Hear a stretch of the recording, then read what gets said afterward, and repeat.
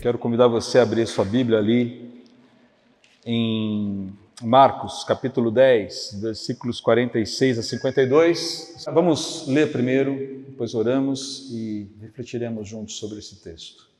Chegaram, pois, a Jericó, quando Jesus e seus discípulos e mais uma grande multidão estavam deixando a cidade. O filho de Timeu, chamado Bartimeu, que era cego, estava assentado à beira do caminho pedindo esmolas. Assim que ouviu que era Jesus de Nazaré, começou a gritar: Jesus, filho de Davi, tem misericórdia de mim. Mas o advertiu severamente para que se calasse. Contudo, ele gritava ainda mais: Filho de Davi, tem compaixão de mim. Foi então que Jesus parou e pediu: chamai-o. E assim foram chamar o cego. Ânimo, homem, levanta-te, ele te chama. Jogando sua capa para o lado, de um só salto, colocou-se em pé e foi ao encontro de Jesus. Indagou-lhe Jesus: que queres que eu te faça? Rogou-lhe o cego: mestre, que eu volte a enxergar. E Jesus lhe ordenou: vai em frente, a tua fé te salvou. No mesmo instante, o homem recuperou a visão e passou a seguir Jesus pelo caminho. Se você tem acompanhado a série Extraordinário do Evangelho de Marcos, você sabe que eu procuro sempre colocar um tema, um título nas mensagens que ajude a gente a entender basicamente a evolução de toda a história, a evolução desse Evangelho. Às vezes os títulos são um pouco mais contundentes, eles são mais objetivos, eles nos comunicam imediatamente o teor da mensagem, o teor do texto, outras vezes não. E eu vou dizer para vocês que talvez esse texto, justamente por ser um texto pequeno e ser a segunda cura de um cego, em Marcos, num momento bastante curioso aqui da narrativa, foi o texto com o qual eu mais tive dificuldade, porque não é que faltaram ou faltou ideia, faltaram ideias para o tema, na verdade sobraram ideias. No primeiro momento vai sair déjà vu. Já vi esse filme, pensando na cura anterior. Pensei em vários nomes, para falar bem a verdade para vocês. Vale a pena ver de novo, olha que legal. Como você não riu, você não gostou, então deixa para lá. Mas aí, fazendo uma análise, olhando e vendo alguns contrastes interessantes do que aconteceu nessa transição de Jesus da Galileia até esse momento que ele está entrando na Judéia e vai chegar em Jerusalém, eu considerei chamar essa reflexão de o último recruta, por assim dizer. Não necessariamente a pessoa foi recrutada, mas se a gente fizer uma comparação com outros acontecimentos um pouquinho antes no texto, é muito interessante ver o que acontece com esse sujeito chamado Bartimeu. Na verdade, Bartimeu pelas traduções, a gente chega ao fato de que ele se chamava Bartimeu, mas eventualmente ele era conhecido como o filho de Timeu. Em hebraico, o Bartimeu é filho de Timeu. Então ele ficou conhecido como filho de Timeu, o filho do fulano. Alguém que já era conhecido ali naquele contexto, alguém que já era figurinha meio que carimbada, provavelmente naquele pedaço ali de Jericó, naquele contexto de Jericó, onde Jesus o encontrou, onde ele estava. Mas o que chama atenção aqui, a gente precisa fazer uma comparação dessa cura com a outra cura que Jesus fez de um outro cego. Lembra da história da miopia espiritual? Vocês se lembram disso? Foi uma pregação que eu também fiz. Eu estou assim, ficando especializado em falar sobre cegos na Bíblia. Está curioso esse negócio. E vou dizer para vocês que é um desafio, mas vamos lá, né? Mas é interessante que essas duas curas, elas estão justamente abrindo e fechando a transição de Jesus da Galileia para Jerusalém. É curioso isso? Elas estão abrindo e fechando. Basicamente, elas funcionam como a porta de entrada da transição e o último capítulo da transição. E elas têm a mesma função, de mostrar que os seguidores de Jesus ainda não estão vendo claramente quem é Jesus e o propósito da sua missão.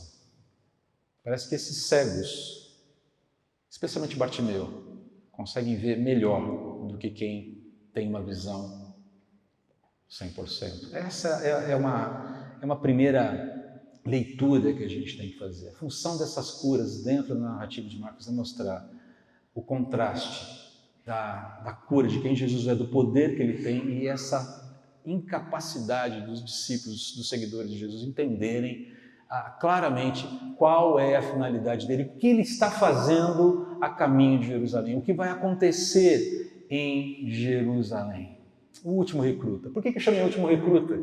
Porque não dá para a gente deixar de ler, ou não dá para a gente ler essa história de Bartimeu e comparar com um outro momento que aconteceu um pouco antes de Jesus, quando ele foi procurado por uma outra pessoa, aquele homem rico que pediu a ele que fizesse o quê?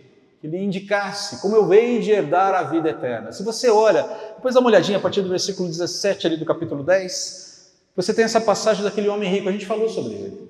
Alguém que já chega cheio de... Ele chega com um conjunto virtuoso que aos olhos humanos é muito pronto para herdar a vida eterna, para ser aceito por Jesus.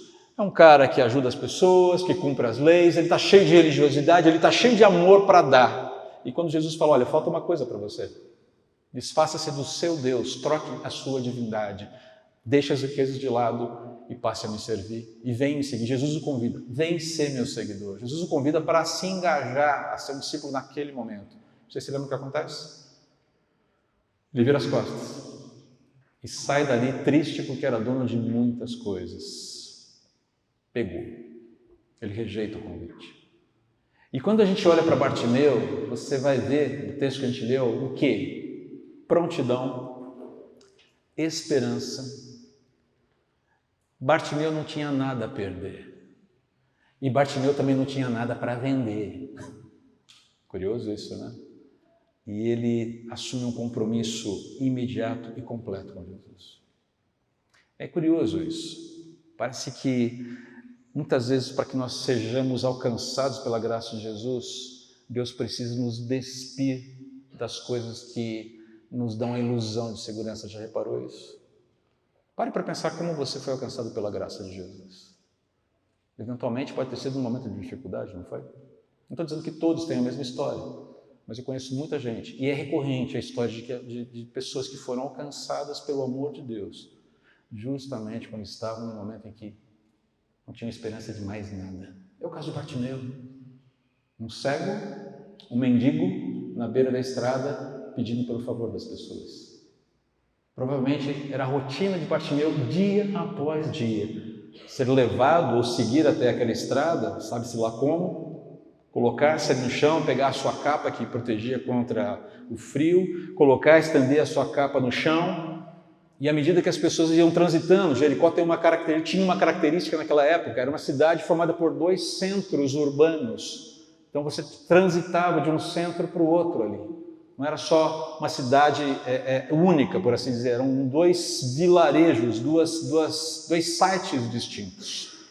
E provavelmente é nesse trânsito entre um site e outro de Jericó que Bartimeu se colocava dia após dia, clamando pelo favor das pessoas. Que tipo de favor? Me ajuda a viver. Porque eu não consigo, dada a minha limitação, viver por conta própria. Era alguém que vivia do favor alheio. Bartimeu está pronto.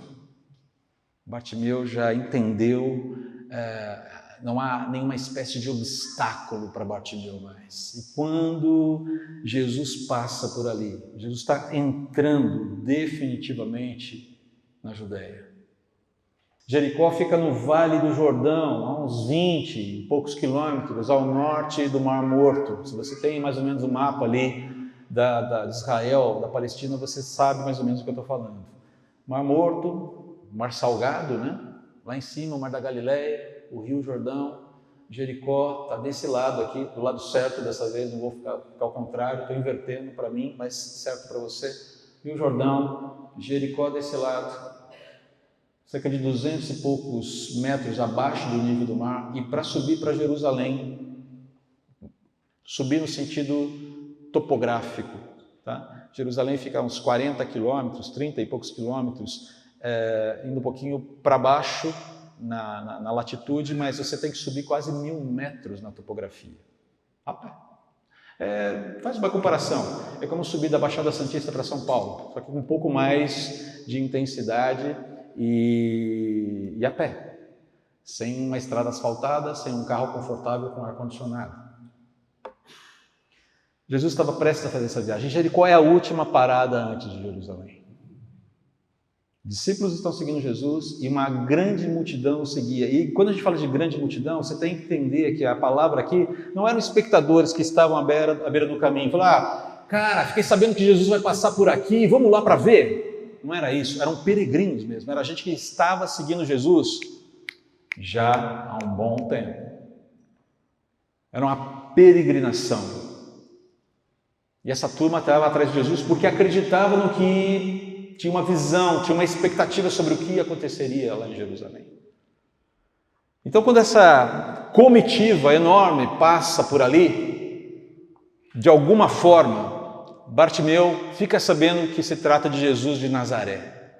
Mas o que mais chama a atenção não é ele simplesmente falar sobre Jesus ou tipificar, ou nomear, ou identificar Jesus proveniente de Nazaré. Jesus era um nome relativamente comum naquela época. Ele fala Jesus de Nazaré e ele dá um título, Filho de Davi. E isso faz uma baita diferença. Primeiro ponto aqui que a gente precisa entender é que Bartimeu creu naquilo que havia sido revelado na palavra de Deus que estava lá no Antigo Testamento. Ele creu nisso. Quando ele chama Jesus de Filho de Davi, ele está crendo, ele está dizendo, eu creio na messianidade de Jesus de Nazaré. Eu creio na história que trouxe Jesus de Nazaré até aqui. Eu creio na descendência ou na ascendência de Jesus de Nazaré. E eu creio que ele é a promessa de tudo isso. Não é pouca coisa. Quer ver uma coisa interessante? Uma Jesuscidência? O que mais você sabe, o que mais você se lembra sobre Jericó? Além do fato de que havia um cego chamado Bartimeu que estava pedindo esmola ali, quando Jesus passou, ele, opa, Senhor! O que mais você se lembra de Jericó? Pode falar alto. As muralhas de Jericó ruíram, tá? Mas e quem não conhece a história de Jericó? Pode levantar a mão, não fique envergonhado, por favor, a gente precisa explicar. Ok, vamos aqui dar algumas explicações. O que aconteceu para as muralhas ruírem? Onde ficava Jericó? Por que as muralhas ruíram? Porque Jericó foi a primeira cidade, basicamente, vencida, subjugada pelo povo de Israel quando entrou na terra prometida para tomar a terra que Deus havia prometido para os israelitas. Depois de 40 anos de tribulação, por conta da teimosia do povo, de uma jornada longa e cansativa no deserto, o povo finalmente entra agora sob o comando de Josué para invadir a terra. E Deus dá uma ordem muito clara. Cerquem a cidade. Caminhem durante 6 dias. No 7º, toquem os seus chofares. Façam barulho. Porque eu vou entregar a cidade para vocês sem que vocês precisem fazer qualquer força. Mas antes disso aconteceu um evento muito interessante. Antes dessa incursão, o povo passou por um processo de santificação, de dedicação, de compromisso reafirmado com Deus, logo depois de atravessar o Jordão. Mas nesse processo de estamos caminhando, estamos nos santificando, vamos tomar a cidade, Josué mandou espias para a cidade, para entender qual era a dinâmica daquele lugar. Jericó, cidade de Bartimeu. E quando eles chegam lá, eles são auxiliados por alguém. Por quem? Uma mulher chamada Raabe. Raabe era uma prostituta que já tinha entendido que o Deus de Israel era diferenciado. E ao custo da própria vida e da própria segurança, ela acolhe aqueles espias e diz, eu entendo quem é o seu Deus. Por favor, sejam misericordiosos comigo, porque nós entendemos já que o teu Deus entregou essa cidade para vocês. E ali é uma bela descrição de redenção.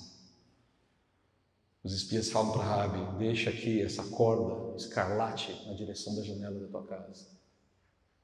Quando as trombetas, os chofares tocarem, tudo vai cair, mas você vai ser poupada. Você e a sua família. Traz todo mundo para cá. E é o que acontece. Mas sabe o que é mais interessante? A história não termina por aí. Porque se você der uma olhada, essa mesma Raabe se encontra num outro momento descrita lá em Mateus, sabia? Capítulo 1. E o capítulo 1 de Mateus fala sobre o que mesmo? Genealogia de Jesus. Olha, que interessante.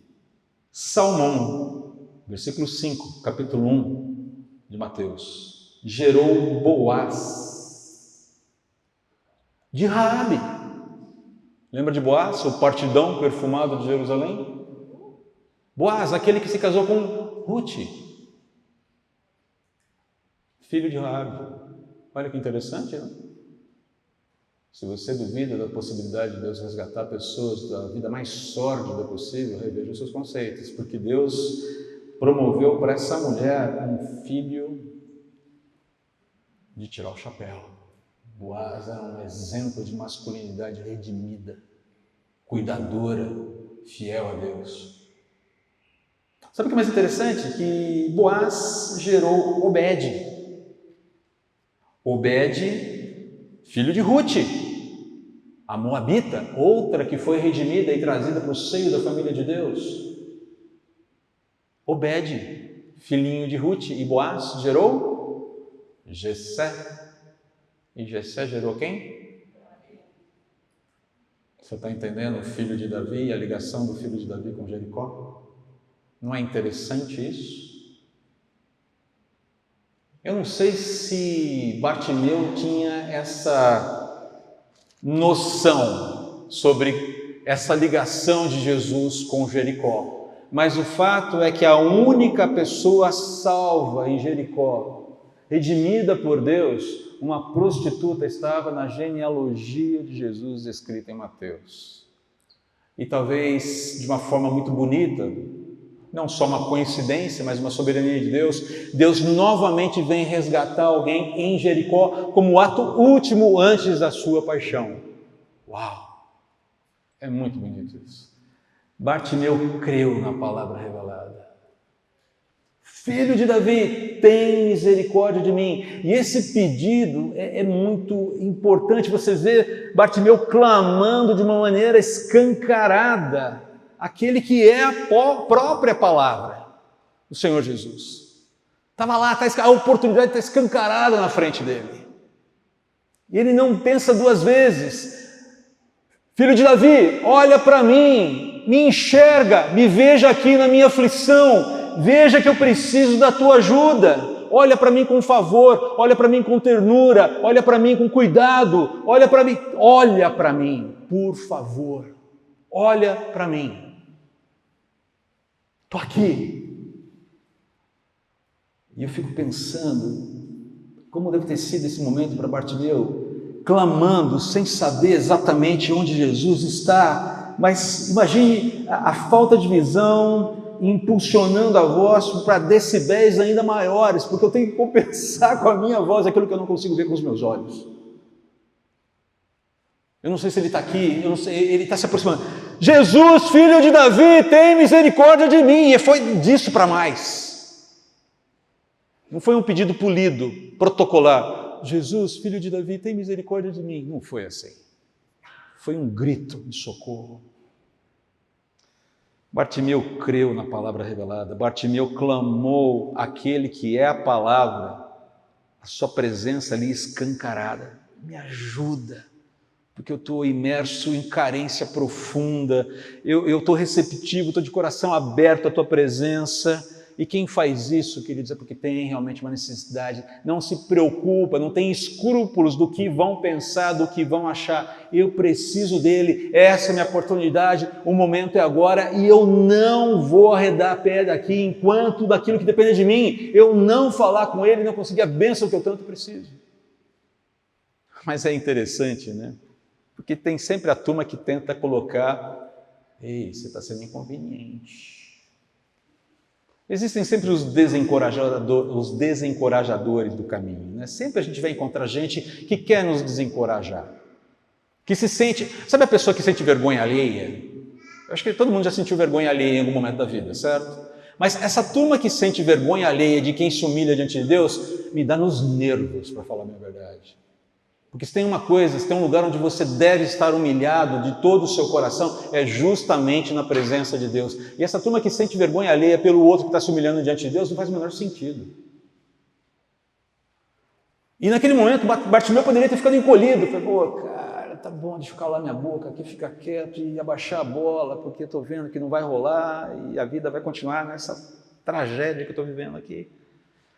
Mas que nada, ele não se intimidou com as tentativas de obstruir o seu caminho até Jesus.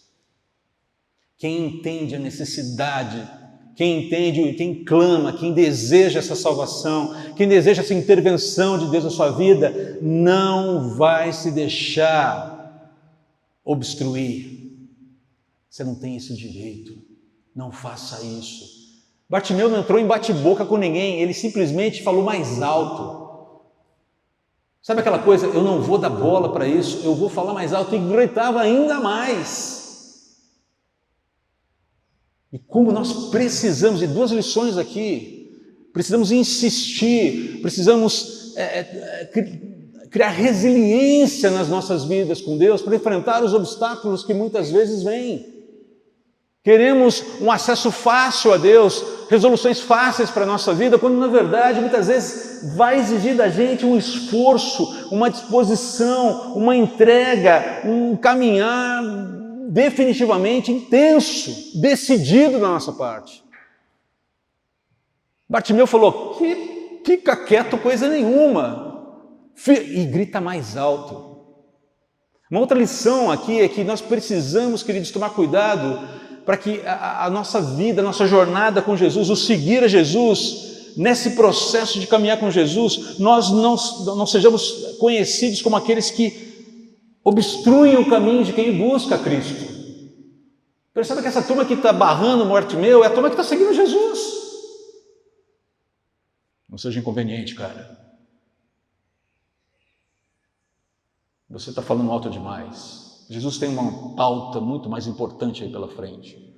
Estamos a caminho de Jerusalém, rapaz. Você sabe o que o Messias vai fazer em Jerusalém? Você leu as Escrituras? Você tem uma ideia sobre isso? Parece que Bartimeu tem uma noção muito mais clara do que o Messias estava querendo fazer no mundo do que aquela turma, aquela horda que estava seguindo Jesus. É interessante isso. Parece que ele tem mais consciência. Tem misericórdia de mim. Ninguém que segue a Jesus tem o direito de obstruir, de dificultar, de impedir o caminho de quem quer se aproximar de Jesus. A gente precisa aprender a acolher as pessoas com as suas dúvidas, com os seus medos, com os seus receios, com as suas inquietações, porque entenda, Deus é muito maior do que as caixinhas, que as igrejas, as denominações e a nossa teologiazinha deseja colocar, enquadrar e capturar e tentar espremê-lo. A gente tenta categorizar as pessoas, a gente tenta encaixar as pessoas em subgrupos. Se você orar de tal forma, se você reagir de tal maneira, se você está aqui, você levanta a mão, abaixa a mão, bate palma, não bate palma. Por favor, não temos o direito de obstruir o caminho das pessoas a Jesus. Elas chegam com dúvidas, elas chegam com marcas, elas chegam com histórias, elas chegam cheias de questões. E no momento que alguém diz, eu creio em Cristo, eu quero caminhar com Ele, eu não tenho direito de obstruir o caminho dessa pessoa. Eu vou gastar meu tempo ajudando a entender, eu vou gastar meu tempo ajudando a compreender, mas eu não posso falar, você não pode. Porque essa é uma questão entre a pessoa e Deus e não minha. eu posso orientá-la, eu posso aconselhá-la, eu posso chamar a sua atenção, mas eu não posso decidir por ela e não posso decidir muito menos por Deus. Bartimeu não dá bola para essa turma. Tem misericórdia de mim, olha para mim, Jesus. E o mais interessante aqui é que Jesus para, né? Para. Eu fico imaginando a cena, Jesus andando, de repente, o pessoal, Jesus para, todo mundo para. Sabe aquela coisa? Freou, uou, parece um ônibus, né? Oi, e volta. Parou tudo ali. E agora, o que vai acontecer? Jesus, muito objetivamente, chamem-no. Abra um caminho para ele. Pare de obstruir o caminho dele. Deixa ele vir até mim. Interessante que Jesus vem para cá. Na frente de todo mundo. Eu não sei se a mesma turma que primeiro desencorajou é a turma que agora encoraja. Mas o fato é que, de repente, todo mundo fala, ânimo, cara, vai lá, ele está te chamando. Mas Jesus chamou, quem sou eu para impedir, não é verdade? Pois é, agora você entendeu a questão. Mas o fato é que a turma que antes, se eram pessoas, turmas diferentes, eu não sei. Mas o fato é que é uma mudança de atitude ali, e naquele momento que você tem aquela disposição de abrir caminho para. Essa é a disposição correta de alguém que quer levar alguém a Cristo, que quer ajudar alguém a chegar a Jesus. Ânimo, coragem, vai, não desista, continue caminhando. Você vê Bartimeu aqui se lançando, a descrição é muito bonita, ele joga a capa para o lado, se levanta de um salto, sem ver nada, e simplesmente vai. Ele se lança na direção de Jesus, ele se lança na direção daquela esperança que ele tinha, que ele estava nutrindo no coração, sem impedimentos, tudo fica para trás, eu vou e vou só eu. E aí você tem aquela pergunta que vale vários bilhões, trilhões de dólares. Jesus vira para ele e fala, o que você quer que eu te faça? Ou perguntinha marota essa, não é verdade? Se Jesus chegasse para você hoje e perguntasse, o que você quer que eu te faça? Qual seria a sua resposta? O que você pediria?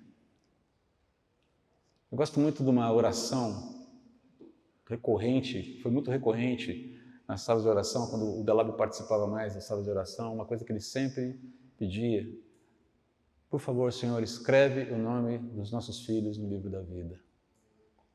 Essa é uma boa oração, esse é um bom pedido. Hoje, enquanto a gente estava lá batizando as pessoas, eu vou dar o nome aqui porque isso é público e notório, vários de nós aqui testemunhamos esse tipo de oração, esse tipo de atitude, não vejo nenhum problema em mencionar. Um outro testemunho maravilhoso na hora do batismo hoje, quando o Cris abraçou o Guilherme, e ele falou algo mais ou menos assim, desculpe, Cris, eu não vou ser preciso na reprodução. Graças a Deus, mais um salvo na minha casa.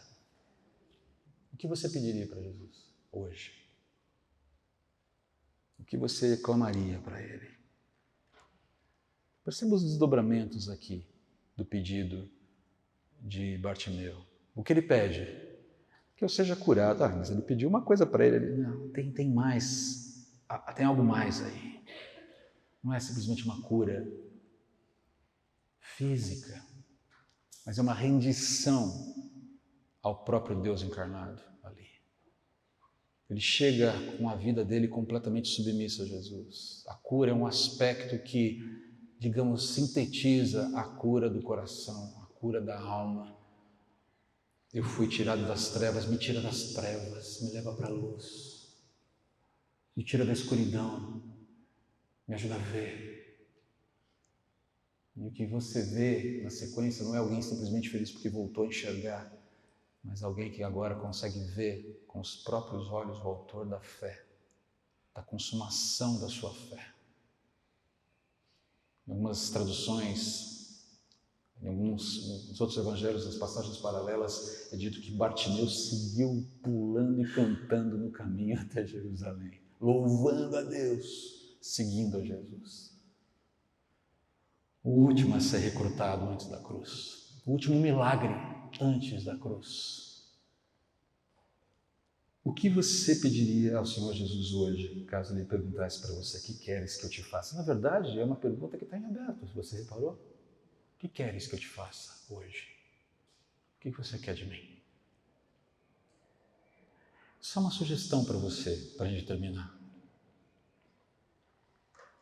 Não busque apenas bênçãos de Jesus. Busque, sobretudo, quando você pede a bênção, busque, sobretudo, o Senhor das bênçãos. Busque que essa bênção que você tanto quer seja algo que invada a eternidade. Peça bênçãos que vão invadir a eternidade.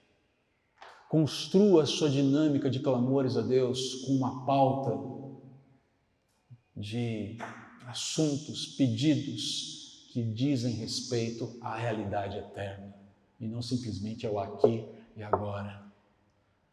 Ah, mas eu estou precisando de um trabalho. Ore pelo trabalho, claro.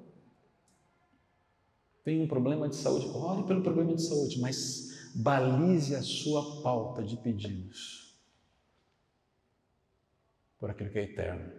E queira mais as bênçãos, ou melhor, queira mais o Senhor das bênçãos do que as bênçãos do Senhor. O que você pediria para Jesus hoje? O que queres que eu te faça? Você foi recrutado para seguir Jesus. E esse recrutamento não tem volta, não tem cancelamento. Não dá para simplesmente você debandar. Como prosseguir? Talvez comece por essa conversa, por esse diálogo, a partir dessa pergunta que Jesus faz. O que você deseja hoje? Baixe sua cabeça. Coloque isso para Deus agora. E se você não sabe nem como, nem o que você pediria, converse com Deus, converse com o Senhor Jesus sobre essa sua dificuldade também. Mas lembre-se, queira mais o Senhor das bênçãos do que as bênçãos do Senhor.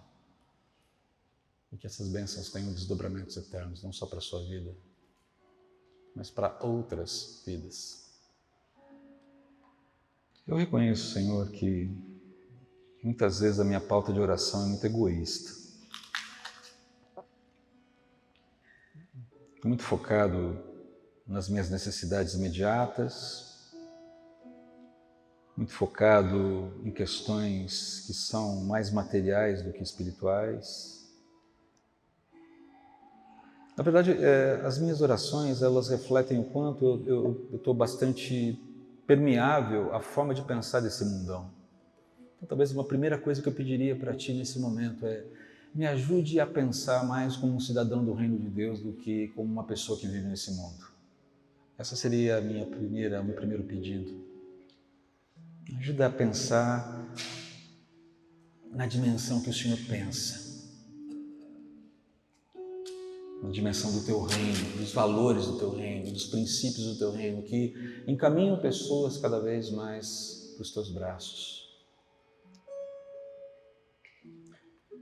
Um outro pedido seria para que Cristo seja visto em mim, que o Senhor seja visto em mim, cada vez mais. Que seja bem mais de Ti e menos de mim, como a gente cantou agora há pouco.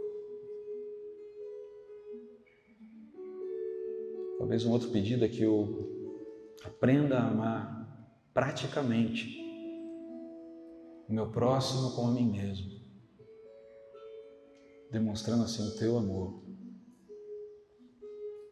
Um outro pedido seria para que as tribulações dessa vida, as más notícias que eu vejo no jornal todo dia, não me desanimem, que eu não seja afetado pela tribulação que vai se abatendo nesse mundo que está tão enfermo. Tendo o meu coração renovado com a certeza de que o Senhor ainda reina, de que o Senhor ainda é soberano sobre tudo. Tendo o meu coração abastecido de esperança, certo de que enquanto o nosso tempo aqui durar, o Senhor estará presente nos provendo tudo que é necessário para viver a vida e a piedade.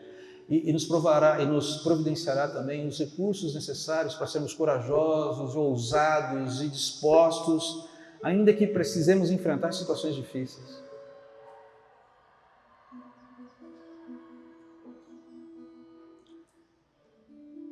Eu pediria eu peço que ao deixar essa vida, o meu legado, o legado que o Senhor construiu na minha vida, através da minha vida,